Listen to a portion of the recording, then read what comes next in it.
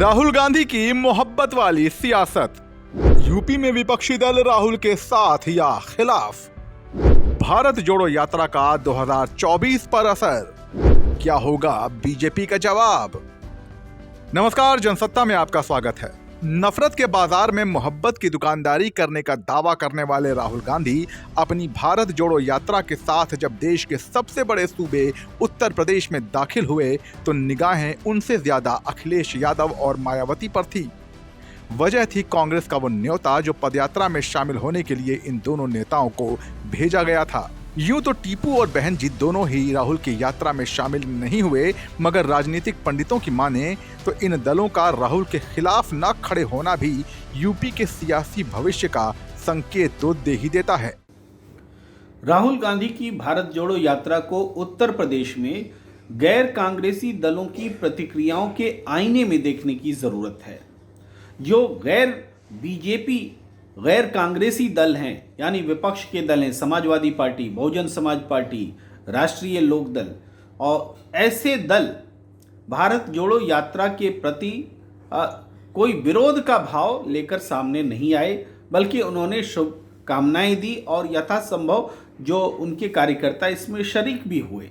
क्या बेचैन है बीजेपी?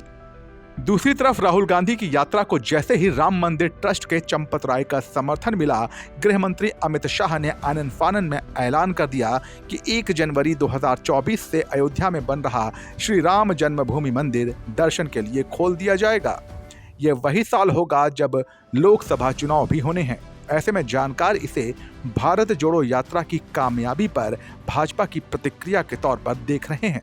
वहीं भारतीय जनता पार्टी की प्रतिक्रिया को देखें तो वो बेचैन नजर आती दिखी।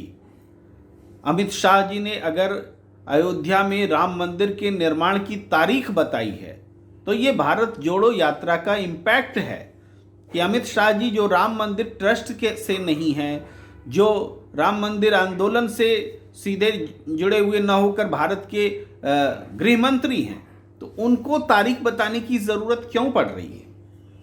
वजह यह है कि राम मंदिर ट्रस्ट से जुड़े हुए चंपत राय जी जब भारत जोड़ो यात्रा के पक्ष में बोलते हैं, जब अयोध्या के मंदिर के मुख्य पुजारी सत्येंद्र दास जब भारत जोड़ो यात्रा के पक्ष में बोलते हैं और सहानुभूति जताते हैं, शुभकामना रखते हैं, तो एक दबाव भारतीय जनता पार्टी पर पड़ता है। 2024 पर असर। बावजूद इसके लाख टके का सवाल यह है कि क्या राहुल गांधी की भारत जोड़ो यात्रा लोकसभा चुनाव पर अपना असर दिखा पाएगी? राजनीतिक पंडितों की माने तो ऐसा मुमकिन है, और वो दिख भी रहा है कि लोकसभा के चुनाव में चूंकि क्षेत्रीय दल भारतीय जनता पार्टी का मुकाबला नहीं कर सकते और मुख्य विपक्षी पार्टी कांग्रेस ही होगी, तो ऐसे में उत्तर प्रदेश के वो जो वोटों का जो बिखराव होता है क्षेत्रीय दलों में, राष्ट्रीय दलों में, भाजपा विरोधी वोटों का बिखराव, वो बिखराव क्या कांग्रेस के पक्ष में रुकेगा? अगर कांग्रेस के पक्ष में भाजपा विरोधी वोटों का बिखराव रुकता है, ठहरता है, तो ये इम्पैक्ट कांग्रेस को उसी तरीके से परिणाम लेकर आता दिखेगा जैसे 2009 में दिखा था। मोहब्बत की दुकान, कितने साझेदार। राहुल गांधी की भारत जोड़ो यात्रा का उद्देश्य भले ही सियासी न बताया जा रहा हो, मगर ये बात किसी से छिपी नहीं है कि अपनी इस यात्रा के जरिए राहुल गांधी कन्याकुमारी से लेकर कश्मीर तक ठंडी पड़ चुकी कांग्रेस पार्टी में जान फूंकने के लिए करना चाहते हैं। और बिना यूपी का किला फतह किए राहुल की ये कोशिश कुछ खास रंग नहीं दिखा पाएगी। आपकी क्या राय है, हमें कमेंट सेक्शन में बताइए और राजनीति की खबरों के लिए बने रहिए जनसत्ता के साथ। नमस्कार।